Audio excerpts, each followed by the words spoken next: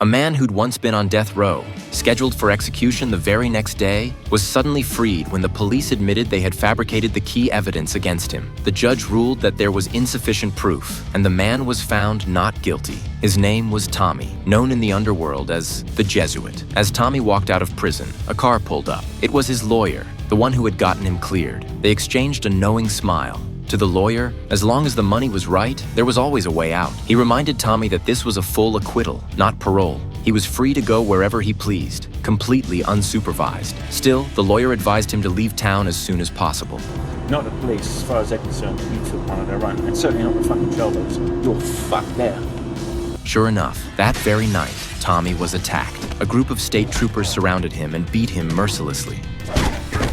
Before leaving, one of them delivered an extra hard hit, but Tommy barely seemed fazed. Even after the savage beating, he woke up the next morning without a single visible bruise. Dressing sharply, he went to his ex-wife Lena's house and knocked on her door. Lena was shocked. She thought he'd been executed. When their son saw him, he couldn't believe his eyes and threw himself into his father's arms. The boy missed his dad deeply and had drawn many pictures of him, one of which showed a torn-up hand. He told Tommy that his mom had a new boyfriend, Mike, who had a violent temper and often hit her. Lena quickly told Tommy to leave. Mike was about to come home, and she couldn't let him find Tommy there. Officially, Tommy was a real estate developer, but in reality, he was a ruthless arms dealer who didn't hesitate to use brutal punishments on his own men. When Lena later asked Mike for money, Mike arrogantly threw the cash in her face.